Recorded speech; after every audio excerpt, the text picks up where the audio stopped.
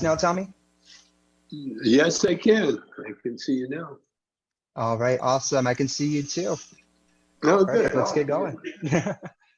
Well, first, man, I just want to say thank you again for doing this again with us. I really appreciate it with all the technical difficulties and everything last time. Okay, well, you're frozen now. I don't know if you can hear me, but you could just get that one picture. It's kind of frozen. Let's see. Yeah, you look a little goofy there. Yeah, just a little bit. No, All right, Tommy. Well, hey, just to start things off, can you share with us one of your funniest pot stories? funny pot stories? Yes. God.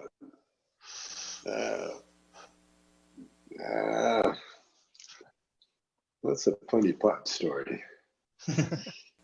Whoa. Let's see. Oh, well, one, it's not funny, but it's kind of funny.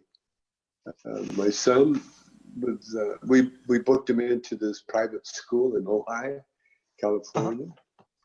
And it was very hard to get in. And I think the tuition was like $10,000, some pretty ridiculously high amount. Right. And so he had to, they had a audition. They met him and they thought he was cool. And they let him in. And then about a week later, they kicked him out. Him and his buddy found a piece of road tar, and they thought it was hash. and so they lit it up, and of course it wasn't hash. And anyway, the teachers found out about it. I think the other kid told on him, and so my kid got kicked out of school for not even smoking, for just having a chunk of road tar in his possession. Man, so I didn't know whether to get mad at him for getting kicked out for drugs, or getting mad because he thought he knew better than to think that road tar was a piece of hash. I taught him better than that. Anyway, but my daughter Raydon, before that, she was in that school and she did really well. But they kicked my kid out, and they wouldn't give my money back. So. Oh, what the fuck?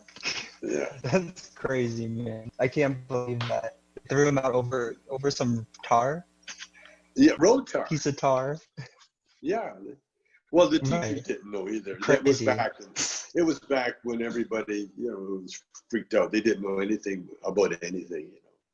They thought that if you if you smoke weed, you'd give birth to some deformed kid or something.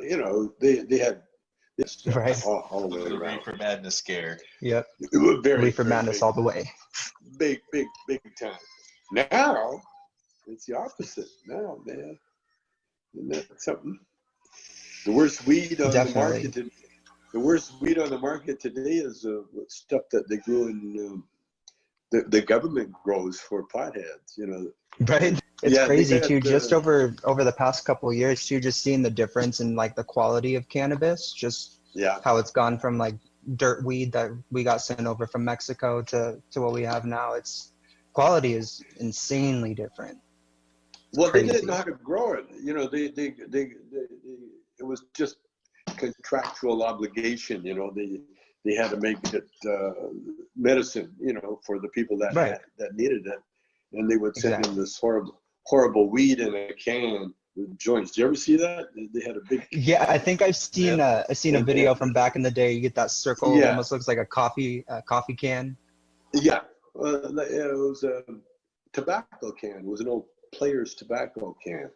And they filled it up with joints, and it was the worst weed, headache weed. That's too funny. But yeah, that's crazy just to see how this little bit of time how things have changed. And then the singing group, the Four Tops. No, I You don't. remember that? Oh, you don't. It was a Motown group. They were very famous at one time, and Okay. they were playing in Vancouver in the '60s, Hmm. and I think they were backing, I think Diana Ross and the Supremes, Okay. and they were at a hotel. Anyway, they shared a joint, and they left the brooch in an ashtray. Hmm. And the maid came in to clean the room and found this joint. So she immediately reported to the front desk. And the front desk immediately called the police.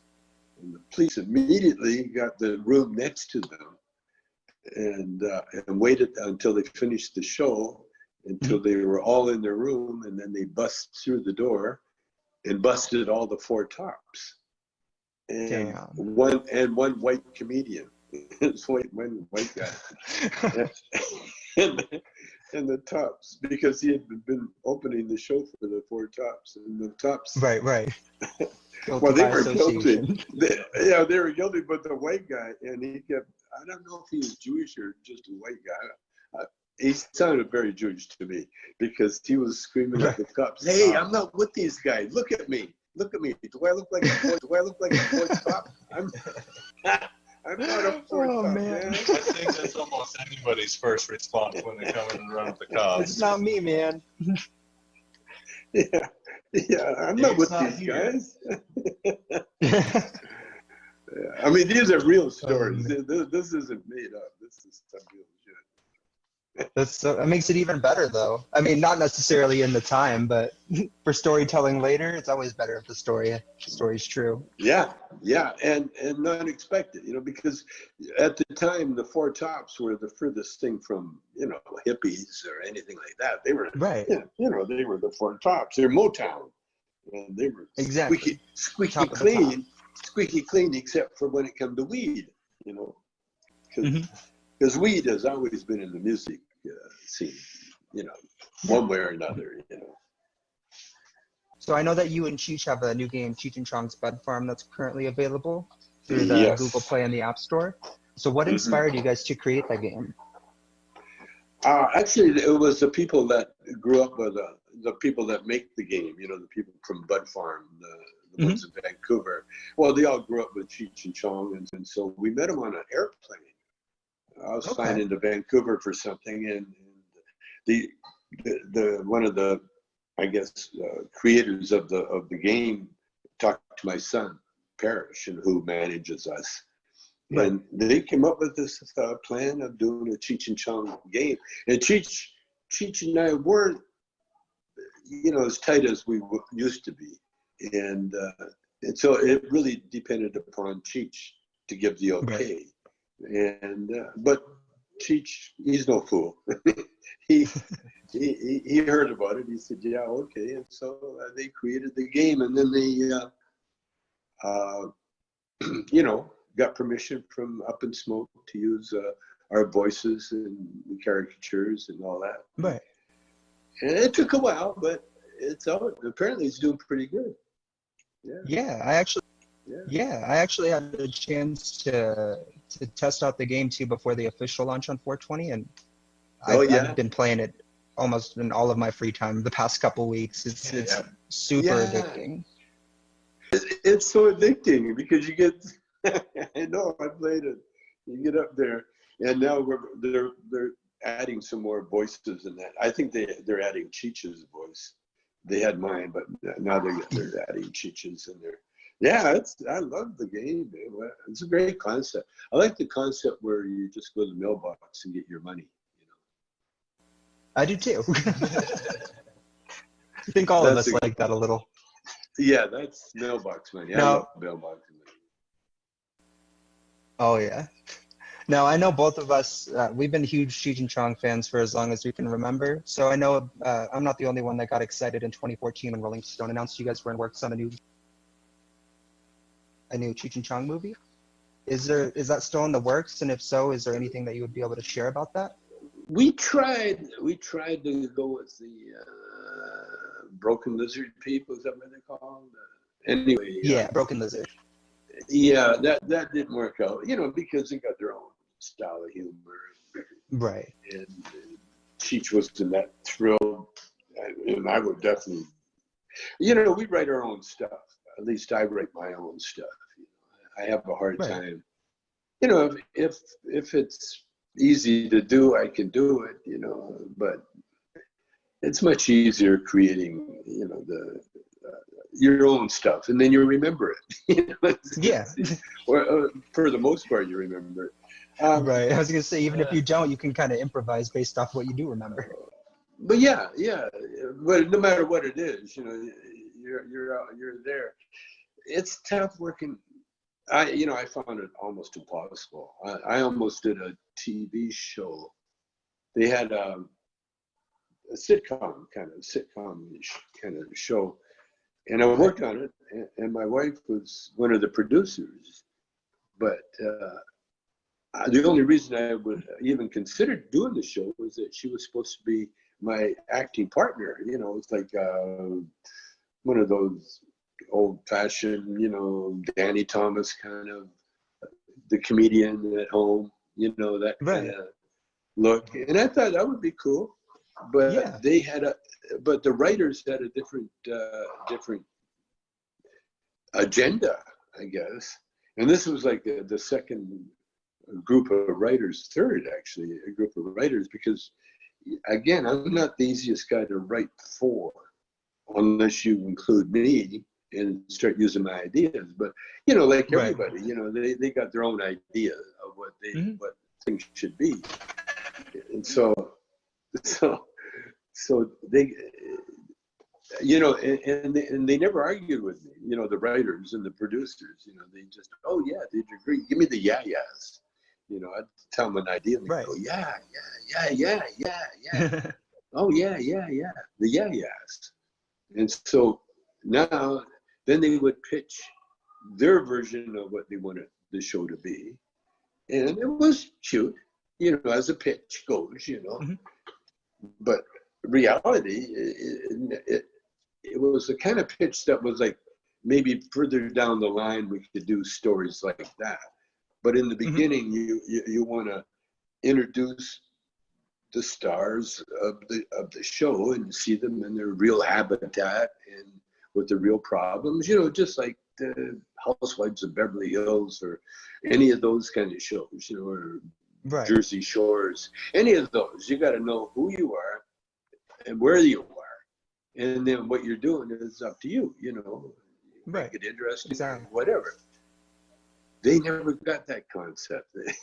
and I was too big of a star for them to discuss it with me, because what happened, they just never really had the vision. They're locked into their world, right? And that's a problem. And so they're used to, a lot of those companies, they're used to hiring people. And then once they hire them, they figure they own them, and they'll do whatever they're told to do because they're getting all this money. Exactly. But that's not the way I work. It's never been the way I work. Like I've given money back. Yeah. Because I didn't like, I didn't like the product. I didn't like what was being done. Because I'm not into anything that I do for money, just for money. I'm doing it for, if it's humor, I'm doing it for the humor. If it's whatever it is, I'm doing it for the art. I'm definitely not doing it just to make a paycheck. Which is why I turned down Disney back in the day when Cheech and I, we'd just broken up, and then Katzenberg was running Disney at the time, and he offered us the Lion King, Yeah, and you guys were supposed to be do the hyenas, right? The hyenas. So I saw that it wasn't Cheech and Chong. It was Disney. Right. And so I said, no, I can't do that.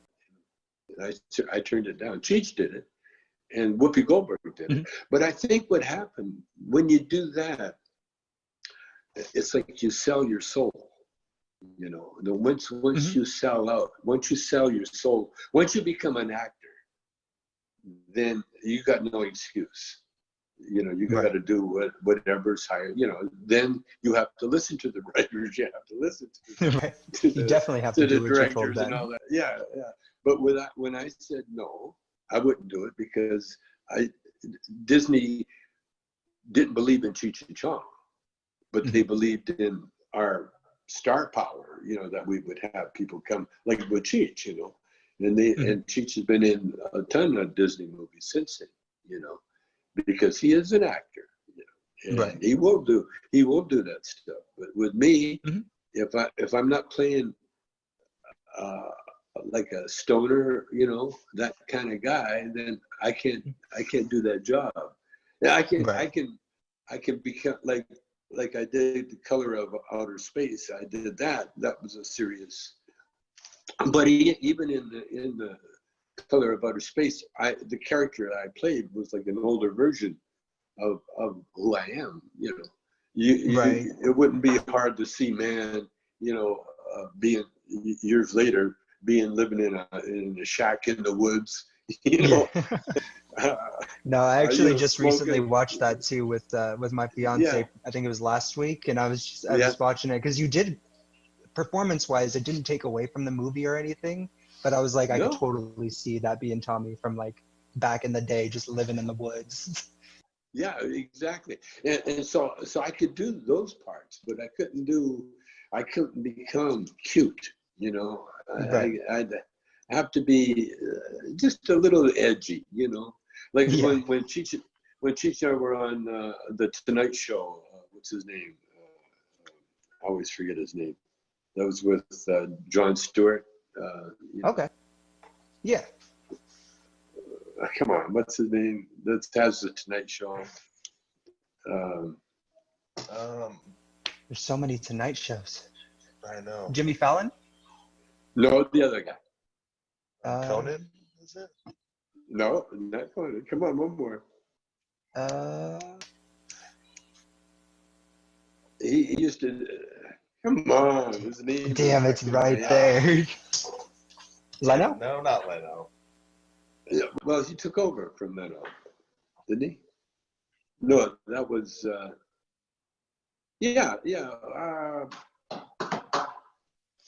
Come on, he used to be with Jon Stewart. Did the news? Had his own show. Come on, someone. Anyway, we're on his show. He didn't want to have a sit. Oh, we're having someone look it up. They wouldn't have a sit at the couch or anything, you know. And so what they did, they pretended we were a satellite, and so they put Cheech and I in a chair, and we couldn't move because we had our own camera on us. And so what it did, they trapped. What's the name? Anyway, they trapped us. They trapped us. In No, the other guy. The other axe. Oh, I lost you. There you go. Oh, no. Leave it alone. Anyway. Yeah, well, it'll come to us later. Anyway, because they were so afraid of what we'll do, you know, like they don't trust us, you know, trust me, you know, because we tore up a set on Dick Clark's American Bandstand. If you get a chance, check out. There's a clip of us, and we were supposed to rate a record. But we, instead of rating the record, we tore the set up. You know, I was like a big old.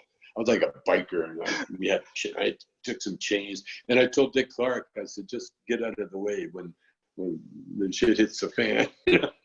and so he loved it. Everybody loved it, and so they but they didn't tell the crew or anybody.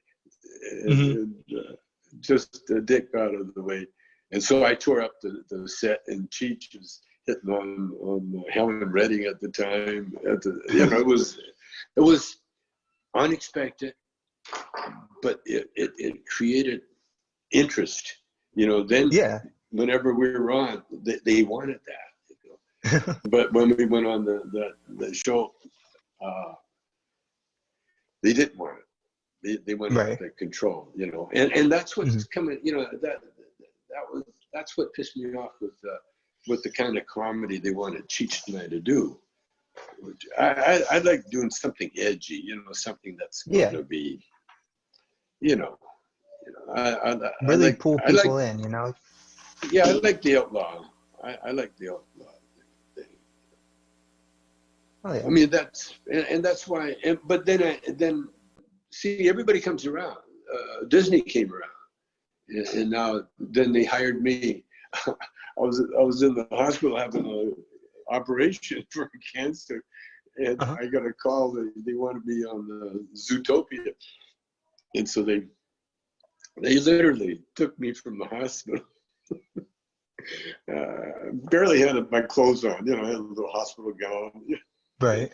And they took me to the soundstage at Disney and did all the voices for the yak in Zootopia.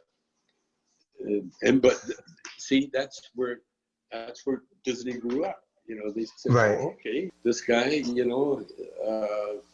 at one time we wouldn't let him in the park, but now he's, weed is legal, and it's and they wrote the character as being not a stoner, but sort of like a home, sort of a spacey guy, like the guy I played. Exactly. So the world's coming around. It's coming around. Yeah, I definitely have to say, when I heard your voice in that movie, I was jumping up in joy. I was like, no way! Oh yeah, in that movie. Yeah. So, but I do have to ask though, if you don't mind, that collection of bongs and pipes behind you there? Yeah. How big is that? What's all there? What's your favorite? I mean, I think we all want to know that. Well, I've made this is my hobby. This is what I did. Even when I went to jail for making bongs, for selling bongs. Okay. While I was in jail, I ended up in the garden, and because I had a lot of fans there, the head guy, Mr. Ono, Japanese, he got a little area for me in the garden, and this the guy that ran the garden, my buddy, he's a golf caddy named Eric Larson. He built the garden.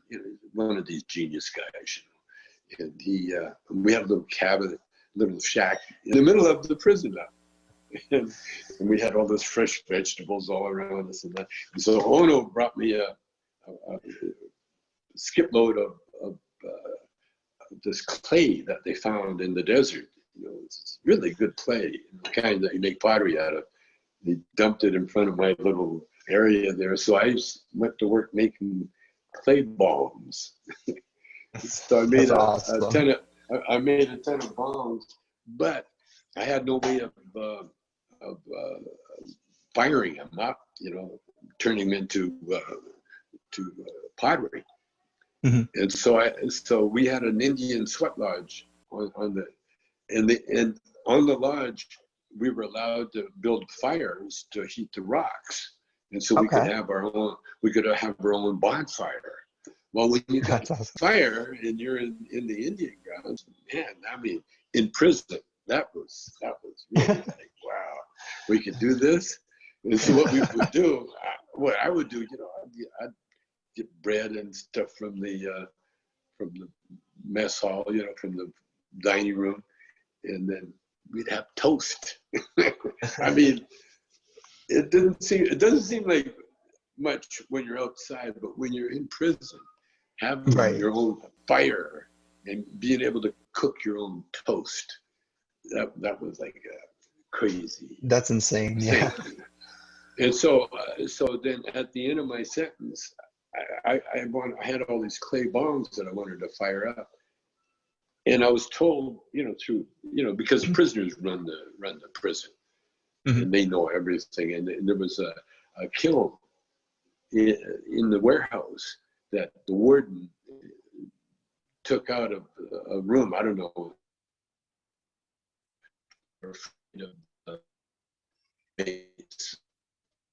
hurt themselves or making who knows what. But anyway, Right. they put the kiln in storage. And so I went to the warden myself. And because I was the famous guy there, the warden was really like, there's two prisons. There was a camp behind the big prison. The big prison was in front. And it was, the big prison was filled with illegals. You know, they were, in fact, the language, the most common language was Spanish at the prison. And it was like hardcore, you know, locked down, 20 some odd hours, and very tough prison. Like the camp on the other side was behind it, and it was like 800 inmates, and there was a little chalk mark around the perimeter that you couldn't go past that chalk mark. And there was no locks, So, although they would open they would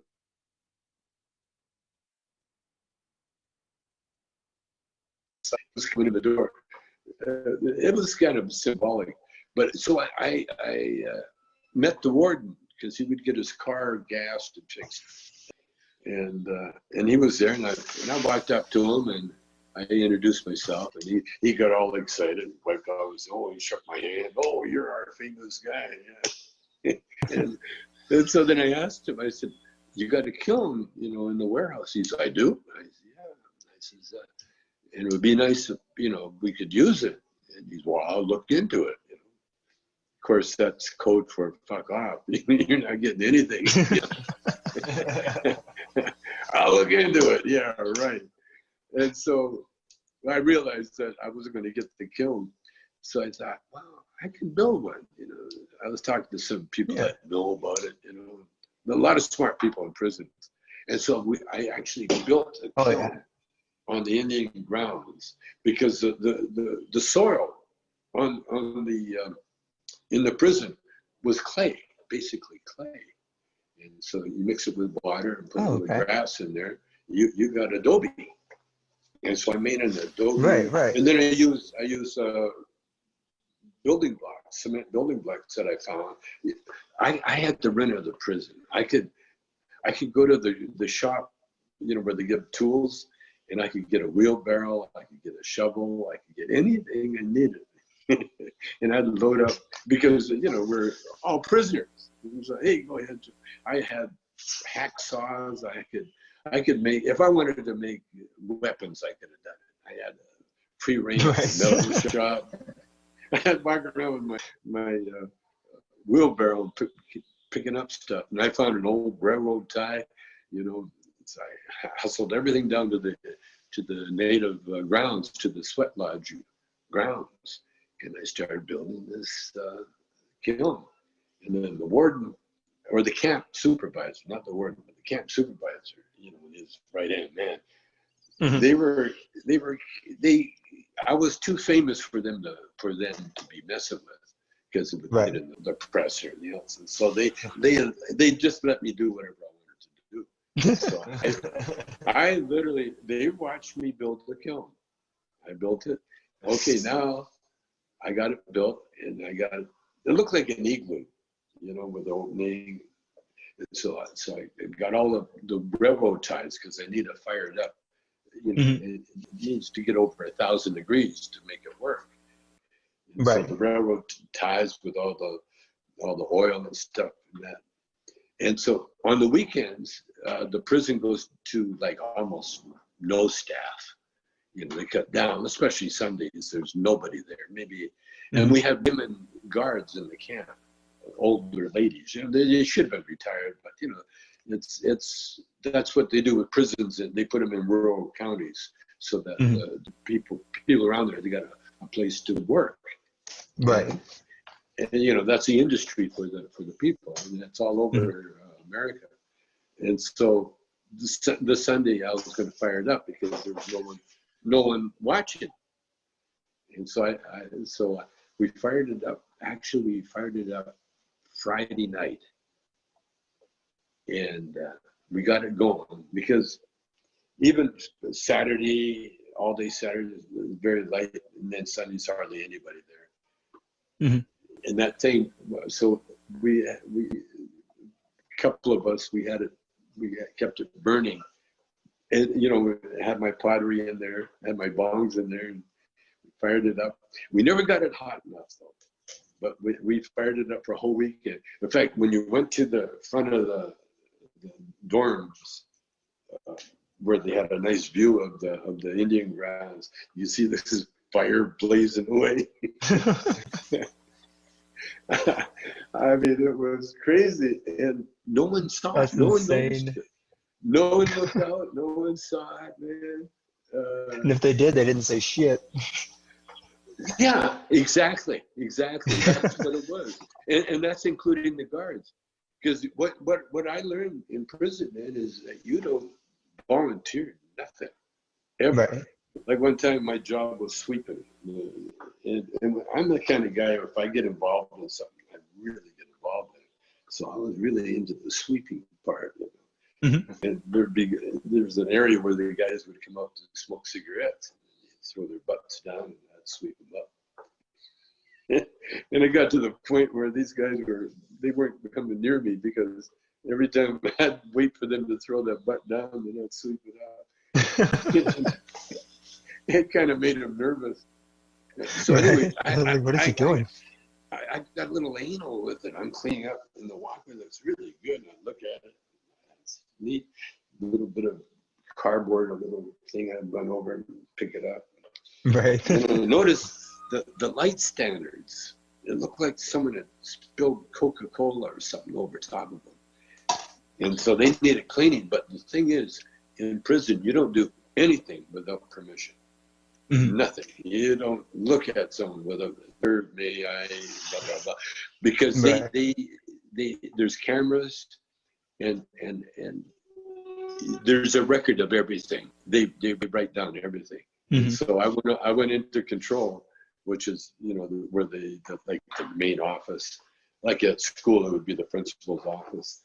I went in there, and I says, there's these light standards that got some stain on them, and I would like permission to clean them off. And he said, you got it. So I went out there, and then I found out it wasn't a stain. It was a deformed iron or something. It wouldn't clean up. But anyway, that gives you an idea of concentration. You know, that's how I went through prison, because it was such an experience that I wanted to experience everything. I just didn't want to sit around and mope, you know, or just veg out. You know, I worked out. Just feel sorry for yourself the whole time. Yeah, or get bullied, because that's another thing too. If you got that "woe was me" vibe, you know, people will pick on you. And although in camp, you know, you couldn't be violent in camp at all. You'd lose it, you see, because you got so much freedom in camp that if you mess up, you end up over in the other prison, and then you go into solitary over there, and that's not nice. Yeah. But it was a trip, but so I fired up the bongs, and then it took 3 days, and then of course the fire destroyed most of the kiln. I dug through all the ashes, and then come up with the bongs. They weren't fired up enough, you know. Yeah. But it kept me busy. And so I've been making bongs ever since I can remember. Coming back out, you know, when you got some weed or hash to smoke and you need a pipe, and you look around, there's nothing around, so you get creative. And then MacGyver. I've had people give me like, we found all sorts of, like, we had a contest, just a friend of mine, AD, my friend, and we went into what's that? My brain's not working though. The hardware store, Home Depot. Home Depot. We call it Home Depot, if you look at and we found stuff that you can make pipes out of, and so so here's one that I made out of Home Depot pipe. Just gas That's fittings. awesome. The gas fittings. And this one here is just a piece of bamboo with a little gas fitting in the end. You know. It makes a great fight. There makes a great fight. This one, I found this beautiful bottle. I found this bottle getting ready to be thrown away. I think it was a bath salts or some kind of bottle. But what a beautiful little bottle. Isn't that beautiful? That's awesome. And it makes a great bottle. Oh yeah. And so I've been like this year it's a mustard jar. It's going to be a bong, and I'm going to leave the label on it too. This will be another bong. And this is the kind of pottery that I was telling you about. You know that I made. That's really cool. See, but this is that's awesome. Some very artistic guy. See, and it's just like a little shot glass or something. But again, I'm going to make a bong. I'm going to make a bong out of it. And so everything's a bong. This guy here was again. I don't know what this bottle was. Oh, it's like a little mustard or some little spice jar. But isn't that a beautiful jar? And they're small. That's really cool. You know, almost looks like a light bulb. Yeah, it does. It's got yeah. Now this year, this is a design from Australia. It's a coconut, and that's insane. I really like the design on the front. Primitive Pipes, a guy from Primitive Pipes makes these. He's in, where is he? Somewhere, Washington, somewhere. Anyway, we're in contact all the time. It's all out of bamboo. I mean, out of coconut, with these great. It's really well done. It looks beautiful. Yeah. So I'm starting up my bong company again. Only it's going to be called Not a Bong Art. It's going to be like glass art, but they're not a bong. And even though they look and could be a bong, we being the company, we advise them that these are collectibles. And although you can smoke out of them, they're really collectibles. They should be put apart because they're just going to get more and more valuable as time goes by. You know, like our Chong bongs right now, you know, they started out, we were selling them for a couple $100, and now they're going for $2,000-$3,000. So that's insane. So I'm going to. Now I wish I still had mine. Yeah, and I'm hooking up. There was a bong maker called Jerome Baker. That was the name of his bong company. But that's not his real name. And anyway, we're in contact with each other because I'm going to start a contest to because I want to find the most expensive bong in the world, which will be it was $1 million bong when I went in 03, but now it's going to be $1 billion bong. Yes.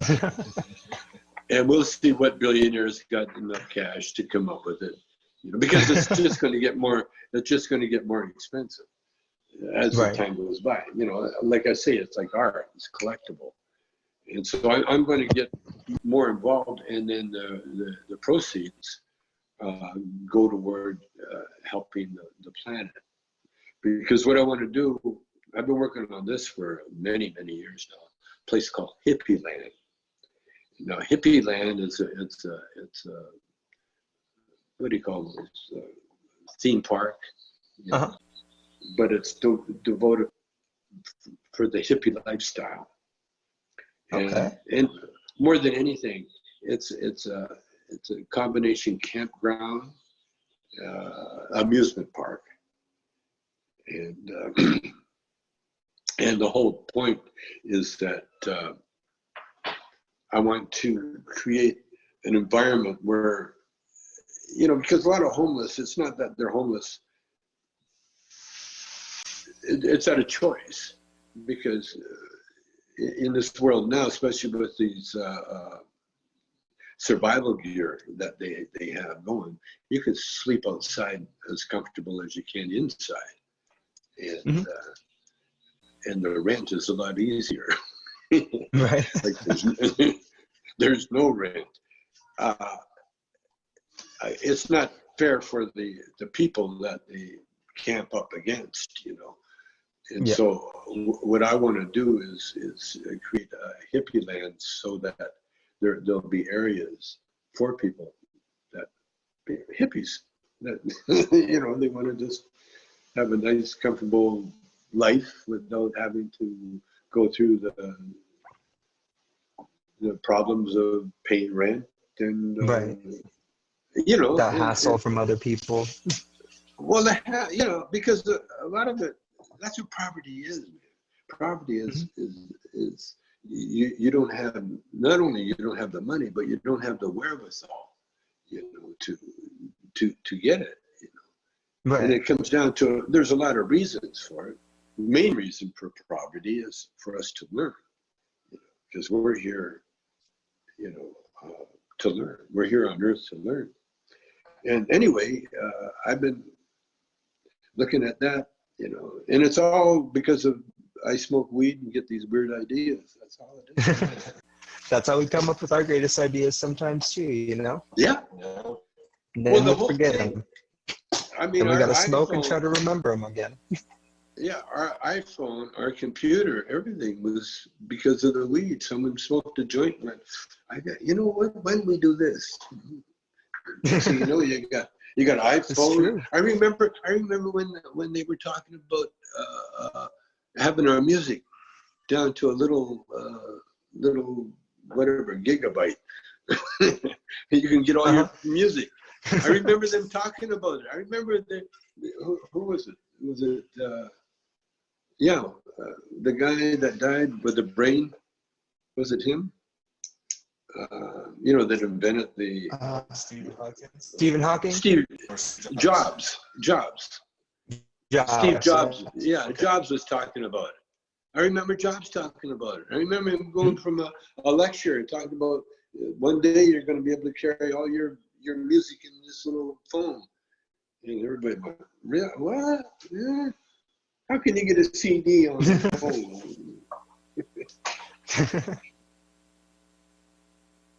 That's awesome. And nowadays you can control your AC unit with your phone. And you can control everything with your phone now. You can park your car. You can send your car to get somebody. Yeah. There's so many things you can do now. For you. Yeah. That's why I love I love the lockdown now, you know, because what's happening is the planet said, you guys need a timeout. You're doing things wrong here. Yeah. First of all, you're growing. Okay, you're growing way too much food because it's not hitting the people that really need it. Right. You know, and so you got to quit playing those kind of games. You know, definitely. And that's what these plagues are all about. It's to teach people, you know, to change their lifestyle. That's all. So speaking of the lockdown and the pandemic, sorry about that stutter a little bit. What are you doing to pass the time? Do you have any movies you're watching, any TV shows, good book, or? I'm learning how to dance tango and Argentine tango because I was on Dancing with the Stars and my wife knows how to dance tango. I don't. I faked it a lot. I fake it, and I can't fake it anymore. So, I'm using the tango exercise or the routines to create a yoga routine or guys, because there's guys that need to learn how to dance tango. Women can follow, and there's a few things that they need to learn, but it's a guy that has to steer the boat, you know. And, agreed. And it's the greatest dance exercise there is, because it really is like it gives us license to dance with these incredibly sexy, gorgeous ladies, and to get so close to them that it really is making love with your clothes on, and to not only be applauded for it and rewarded for it, but but it treats it educates guys, because I think it should be like, I want to create tango schools where you actually pay the student to come to learn tango, because it's a good investment.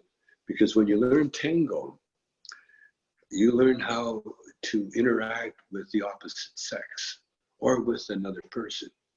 Mm-hmm. Because in order to do tango, you have to be well dressed, you have to be clean, you have to be well dressed, you have to be super polite. Mm-hmm. You have to indicate, not show or push people around, but you have to indicate to your partner what step you want to do. And so what it does, tango itself creates this social awareness. Mm-hmm. That's lacking. It's lacking in our culture. You know, you can see it. You can see it. That kind of social awareness. That's why, like with this pandemic, that's why we needed somebody with military experience to take charge. Because mm-hmm. the thing about the military is military makes you're not confused about who's in charge. Right. You see, and so therefore you can do what you're supposed to do, and then expect everybody else to do what they're supposed to do. But it's organization, and so the military exactly. knows how to organize. You see, and mm-hmm. and so I learned. I'm doing tango, and I'm doing. I'm writing movies. I'm working on my music. Not hard, just relaxed. I'm really learning how to relax, and That's good. I'm busy. I'm doing more cameos. I do cameos, and they pay me money to give out shout-outs. And so I got 2 or 3, maybe more a day, and that's how the income's coming in. Right. And I'm still connected with people, and and then I get to reread my spiritual books. I've got some really good spiritual books. There's a book called around here, The Rutgers Bible. If you get a chance, check it out. Yeah, definitely. The Rutgers Bible. What it is, it's the Bible compiled into these little paragraphs. They cut through the nitty gritty. They cut through the nitty gritty, and they get right to the essence of the message of the Bible, because the Bible really is a book of instructions of how to be human. You know, and it tells you everything. It tells you everything. It tells you why we're here. It tells you how long we're going to be here. It tells you what happens if you don't, if you don't follow the golden rules. And the thing is, it unlocks the secrets that everybody's really looking for. You know, they're searching. Like you look at humanity, and especially the now that we got Trump. And by the way, you know what the old people are? Old age homes. You know what they are? What's that? They're the canary in the coal mine.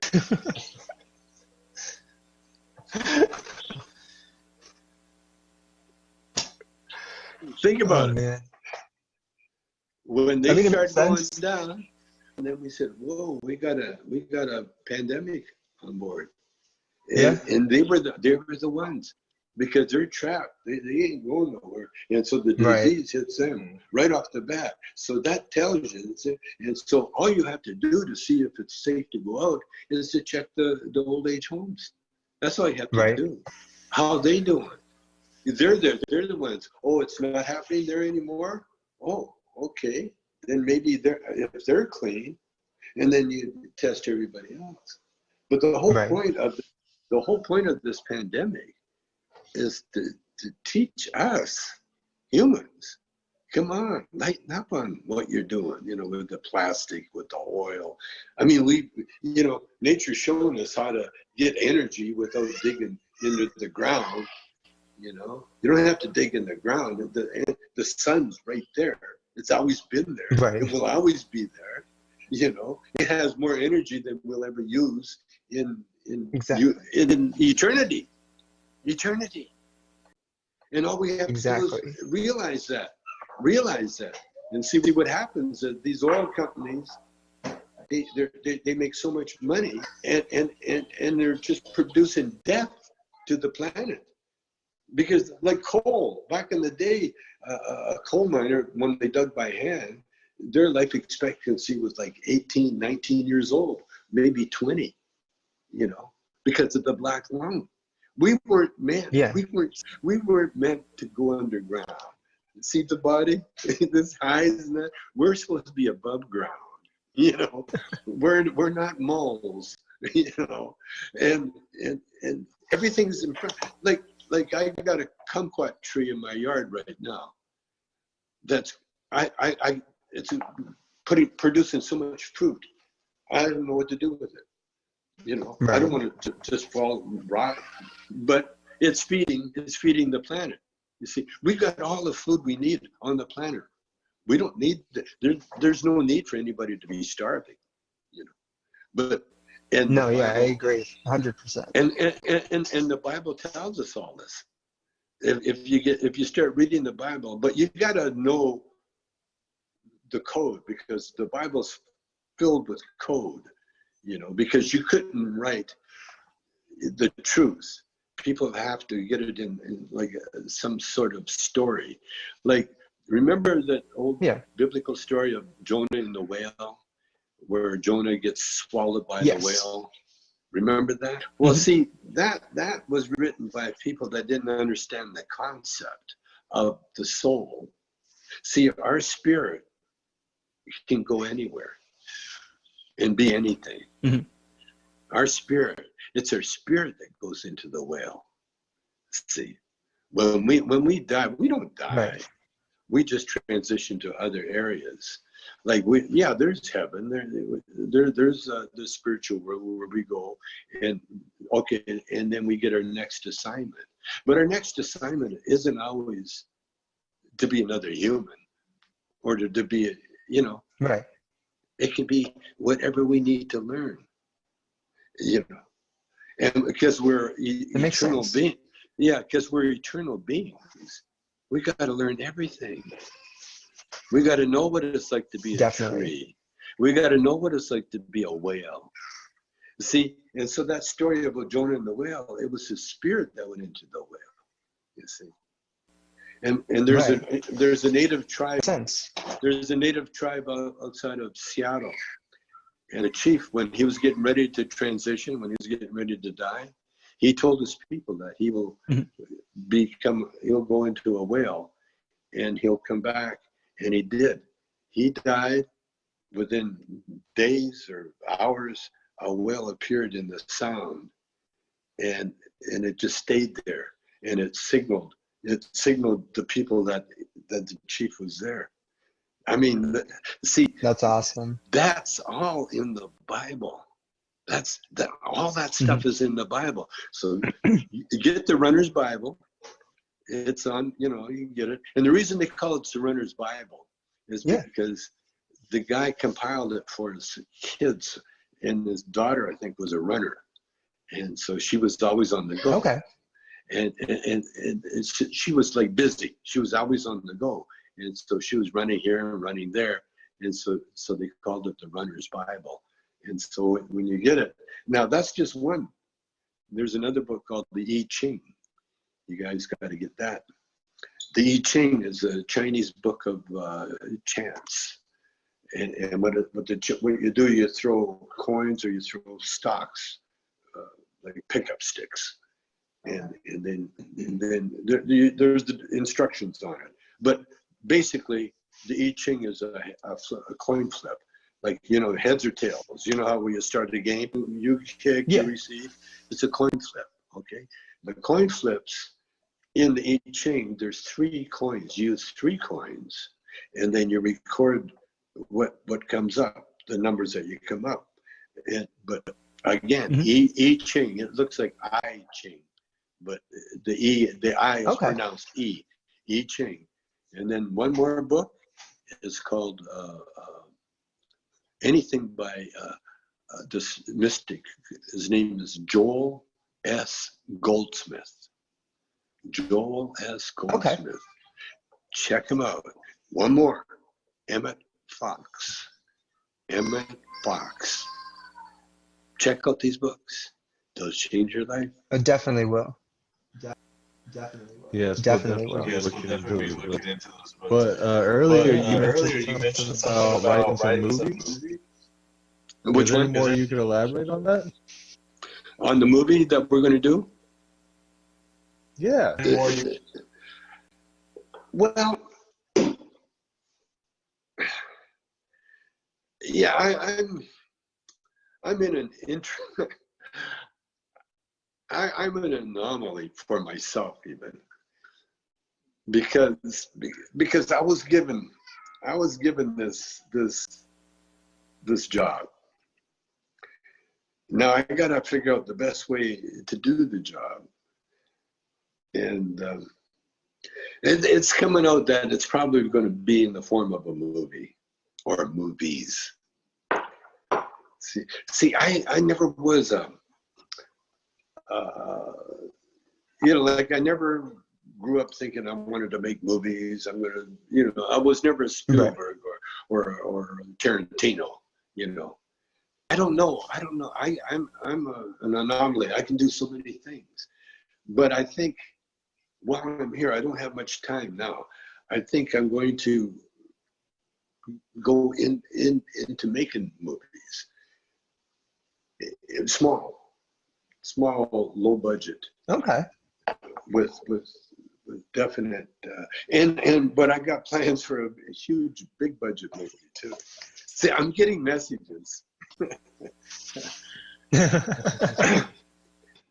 I'm kind of,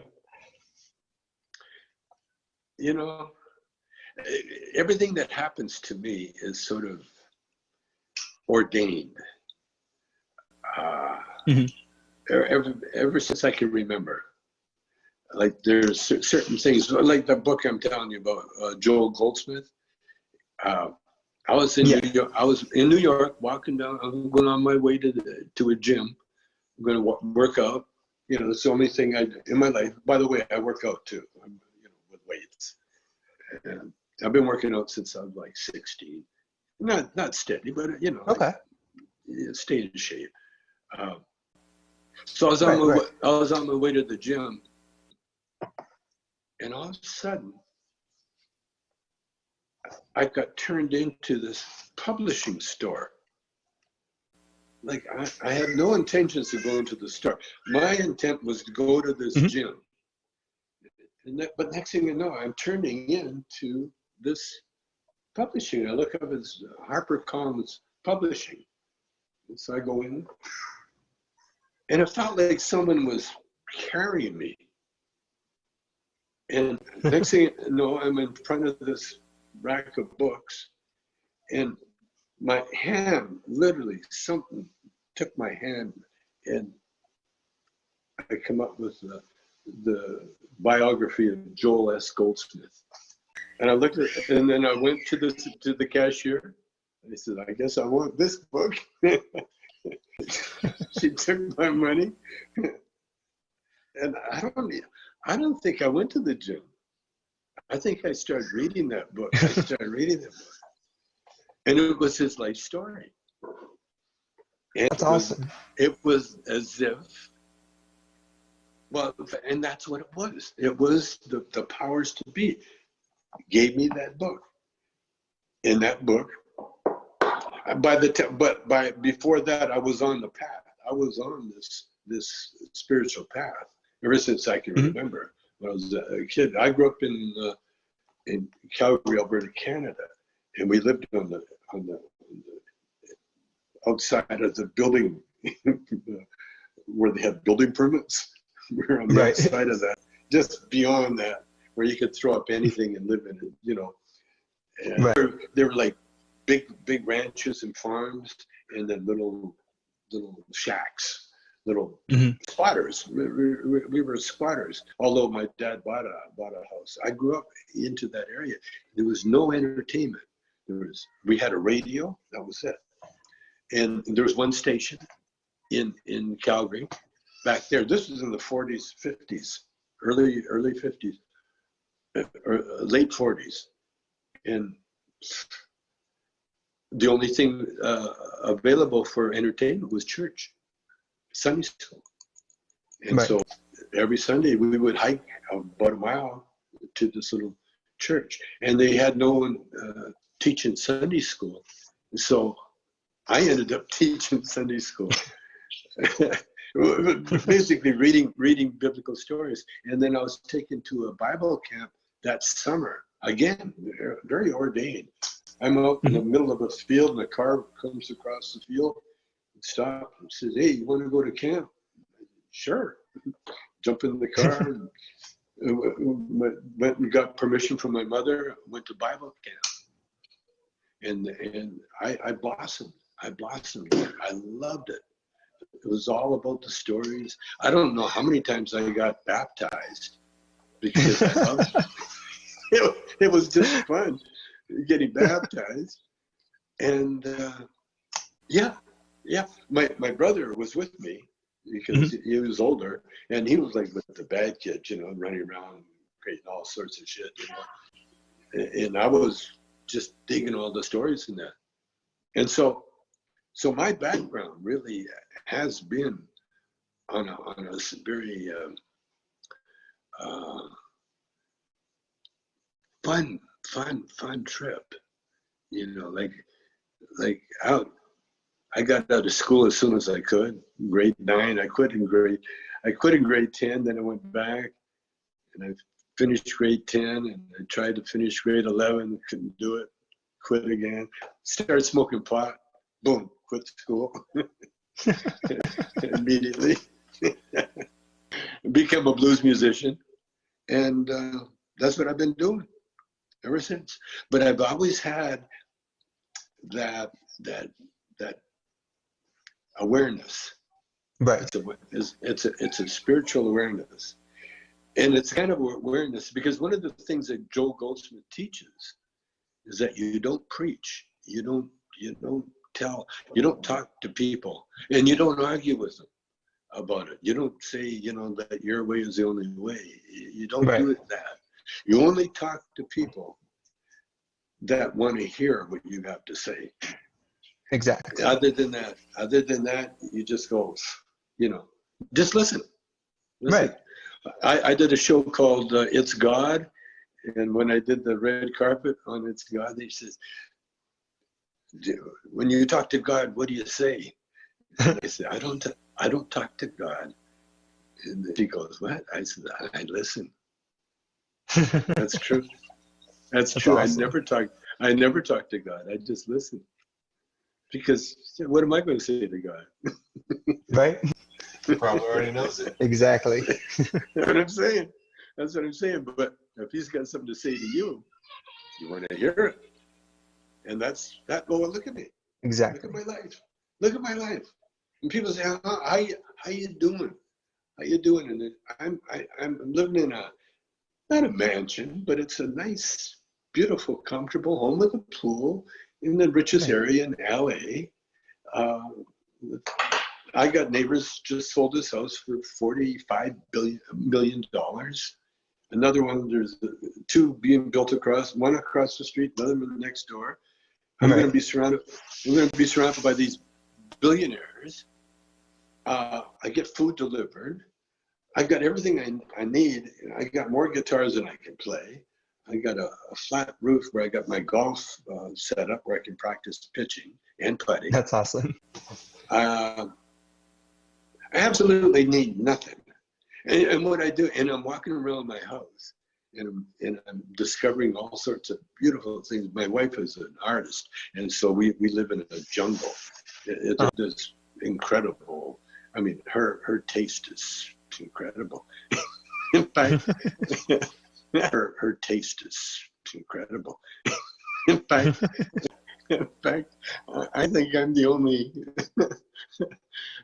flaw in her art. I don't think yourself that much. Yeah, I'm the guy that goes, oh yeah, we got him too. No, and she's a phenomenal cook. She's a phenomenal cook, and because she's bored, she's thinking of new recipes. You know, oh, that's awesome. Let's try this. Oh, let's try that. I'm going, what's for dinner? Yeah. The only thing I have to do is wash dishes and clean the pots and pans. Again, right. I get weirded out. You know, what's a better way to do this? Better way to do that? No, I'm having probably the best time of my life with this lockdown. Honestly, that's great to hear, though. Yeah, she can't hide from me now. She can't run away. Because usually it's like, I'm here, I'm gone. I don't see her. You know, oh, where are you going? Oh, you're gone again? Oh, now it's like, I think she hides from me though. She goes on walks by herself, just to get away from me. But same as Cheech. I know my fiance does the same thing. Does she? Yeah. Same as Cheech. I know my fiance does the same thing. Does she? Yeah. Yeah. When Cheech and I broke up, they asked Cheech, and Cheech told her, I got tired of hearing his voice. Oh, that's just mean. But he came back though. Yeah. Well, yeah, no choice. You know. So Tommy, I know. I'm sorry. Go ahead. I said we're on a Zoom with for 420. And Wilmer from the That 70 show was on. Yeah. With me, and we're talking. Wilmer's, he's got a beard now, you know, and I was laughing because I knew him when he couldn't grow any hair on his face. Right. He was so young. And I said, "So how's the lady situation?" He said, "Oh, I'm getting married." I said, "Well, congratulations. What are you going to name her?" And Wilmer says, "What?" I said, "Well, she's pregnant, isn't she?" And he goes, "What?" I said, "Well, isn't that why you get married?" and Cheech is on the line. Cheech is, "Hey, Wilmer, I've been putting up with that for years, man. Now you know how I feel." So Tommy, I gotta ask, how close do you think we are to cannabis legalization on a national level? Probably as soon as we get Trump out of there, you know. As soon as we get someone with a half a brain, you know, knows what they're doing, you know. Because right now, you know, we're being manipulated by the Russians. You know, we'll have to ask Putin about that. No, the legalization. You know what has to happen?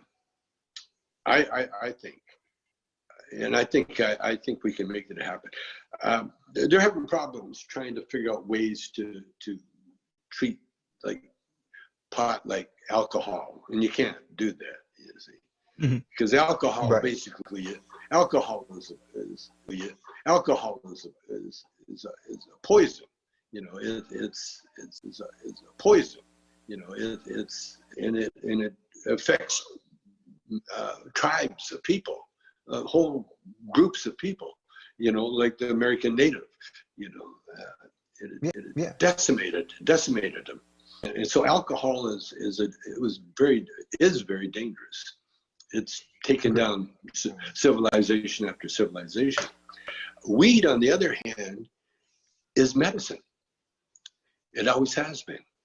It's always been an herb. It's been medicine, both mentally and spiritually. It's a medicine. Right.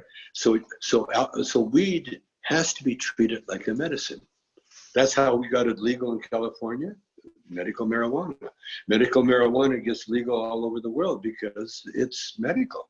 You see, right. It's only when you start looking at it like recreational, where you're looking at how much money the cartels are making and how much money the black market's making, and right now, you see, that's why New York isn't legal, and I think Florida, and I think Texas, because there's so much money in the black market area that the feds, no one wants to cut that off, even though they make noises like they want to crack down on all the drug cartels. That's all bullshit. They're making money, and so when we finally get a government, that really is a government, the first thing they're going to find out is they talk to experts, and marijuana is a medicine. It should be treated as a medicine, and it should not be taxed as rough as they're taxing it now, Right. Because they'll end up making more money by the savings in the health department alone. Marijuana is the answer for opioids. In fact, I was in Vancouver one time. I was at the Cannabis Cafe, and they had the heroin supply was cut off. They do that every once in a while so they can raise prices, and so they cut off the heroin supply, and there was this junkie, and he was just jonesing for his heroin. In the meantime, he's puffing away on a joint like it was the only thing that helps him. And I looked at that and I said, well, there's your answer. There's your answer. As long as he had his weed, he was okay. And that's the way it is with everybody. So it'll be legal, and it'll be done. And the other thing too is I think that we're going to put a bunch of people together and have our own cannabis bank of cannabis.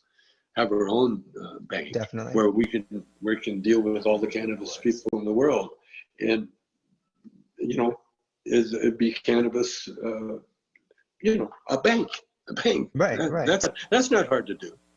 No, I think especially too if everybody in the industry were to team up somehow together to make that happen, because right now dispos are mainly that's their biggest sale right there is buying those safes, bank safes. Yeah. No, we're coming into a nice area of our life finally. Well, we've been doing it with the AI, by the way. Everybody's afraid. A lot of people are afraid of artificial intelligence. I'm definitely not, because it's man that created artificial intelligence. Right.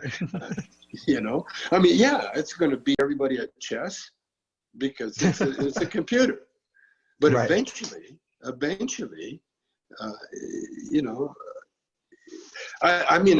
don't know what I'd do without Alexis. I have Alexa. I got to be careful if I say it too loud. She'll say, she'll tell me what time it is or something. I could work her. I could work her. I used to have my Google around. Yeah, I had a hard time with Alexis because I was calling her Alexa, and she wasn't answering me. And so finally, my son says, "It's Alexa, Dad."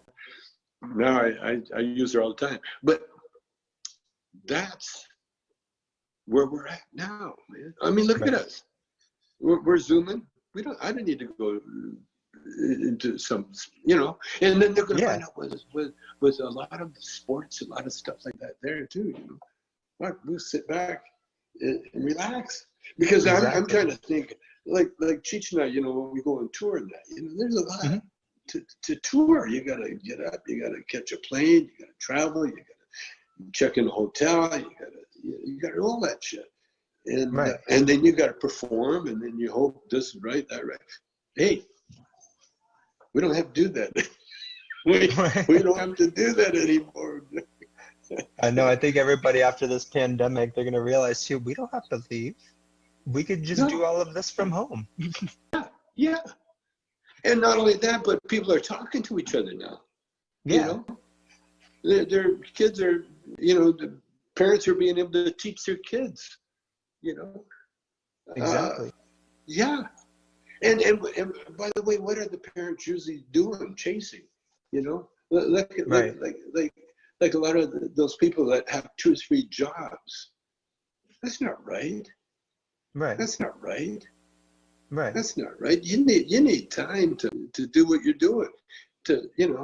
Like when I lived in the country, man, there was miles to a bus. So if you wanted to go somewhere, you rode a bike. A bike was like king, or you walked. Right. And now it kills me. People living in these beautiful homes and everything else, they're out running, trying to stay alive so they can enjoy their shit. No. Yeah, no. There was a big lesson with this pandemic, and we're learning it.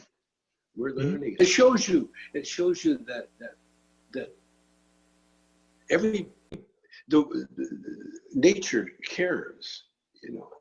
The rainforest is full of spirit. It's all spirit, and it's just like these creatures that are disappearing, like the polar bears.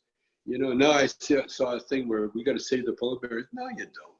You don't have to save. No. No, you don't.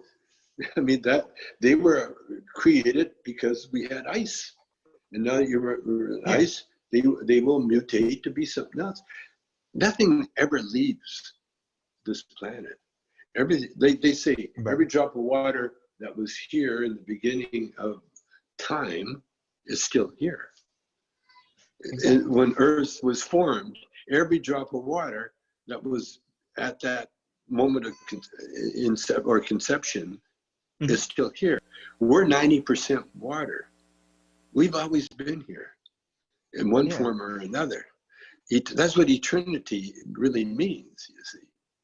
And so we're here for a little parenthesis in eternity, just a little space. Okay, we're here. And why are we here? To learn. Learn what? How to get along, how to help each other. That's what we're here to do. We're here to help each other. And then we're given all these tests, like a pandemic, because it's a physical world. And so for every action, there's a reaction. So if you treat the planet wrong, boom, you're going to get a reaction. This is a reaction. But you learn everything, every step of the way you learn. That's why the hell that the Bible talks about is a physical hell. Notice that? Yeah. Like it's not a spiritual hell, it's a physical hell. The burning itself is a physical act. You can't have fire. You can't have fire without oxygen. You can't have fire and without fuel. You need fuel to fire. So all of that. And so what is hell? It's depicted by some guy that's shoveling coal into the furnace for eternity. And so you look at real life. What did they had in Kentucky? Guys shoveling coal for eternity. That's hell. That's hell. Go to the spiritual world. There's only love. There's only love in the spiritual world. There's nothing else. Just love. Exactly. Okay. Well, Tommy, I don't want to keep it too much longer. I just wanted to ask if we could answer 4 quick fan questions. Okay. Awesome. What are they? So the fans really want to know, what is your favorite Munchie food? Wow. You're kind of growing quite big. Oh, is it? From the lockdown. I'm sure. Chocolate covered graham crackers is one. So like the syrup or the frosting? I'm not sure. Graham cracker. That's all I know. And then okay. Someone sent me. In fact, it was a podcast guy sent me a big basket of goodies. I love that. My wife's homemade banana bread. That's one of my favorites right there. And you know what I'm making with the kumquats? I take kumquats, de-seed them, and then boil them. And then I've got all this marijuana suckers, these candies, hard candies. And so I melt that in a saucepan, and I add it to the mix of the kumquat juice. And then I freeze them. And I make kumquat popsicles that are infused. No, I did it with her graham oatmeal cookies. She made oatmeal cookies, and so I put some weed in there, and she goes, "That's too much weed." I said, "Come on, put weed."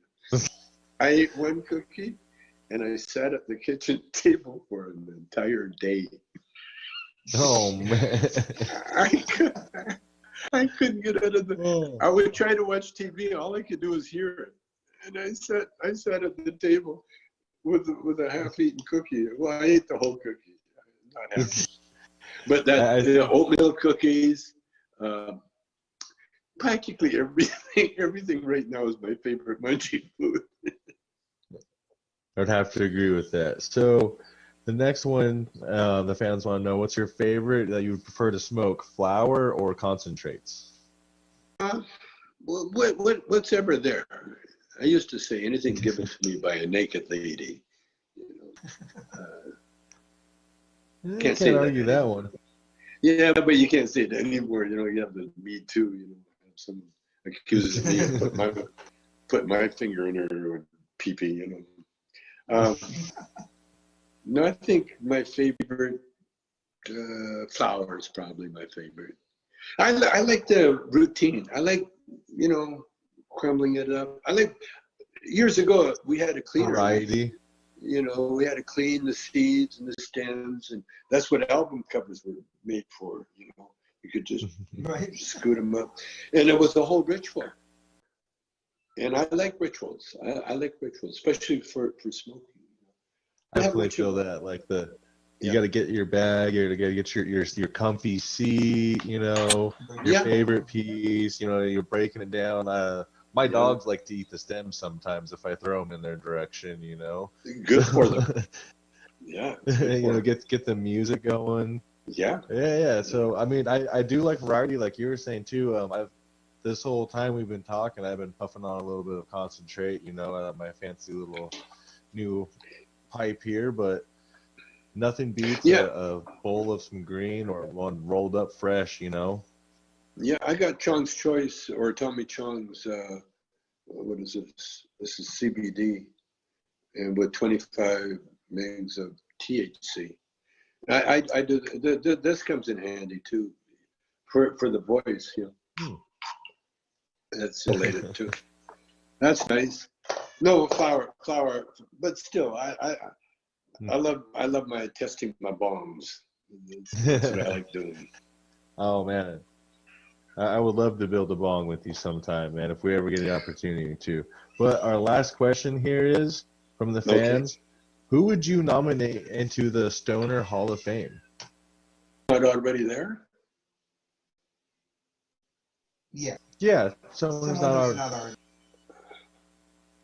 See, I guess Paul McCartney. Yeah, I like Paul. I've always liked Paul. I've always, I mean, great music. I met every Beatle except Paul, and I kind of smoked with every Beatle except Paul, and but his music, fuck. Come on, you listen to everybody else's music, and then listen to the Beatles. Listen to the Beatles. Well, hey, I really wanted to say thank you again for doing this with us today. We really appreciate you taking out the time. Yes, okay. definitely. Like I said, we've both grown up watching your movies. I think my dad and my mom are one of your probably biggest fans. I probably listened to almost every one of your records, seen all your movies. I'm sure this guy's seen them too. The past couple of weeks, I think I've rewatched a lot of them, you know? Yeah. Waiting for this to talk to you. So it's been an honor for your patience with us. Have you seen Far Out Man yet? The one I did? I don't. Yes. I haven't. You saw that, didn't you? Yes. I have not seen that yet, but that's what I'm probably watching tonight then. Yeah. Check it out. It's got some really cute things in there. Little things in there. It was one of them. Sugar Ray Leonard. It was his favorite movie because I had a friend of his in the movie. But check it out. Anyway, thanks a lot, guys. Thank you. Have a great day, homie.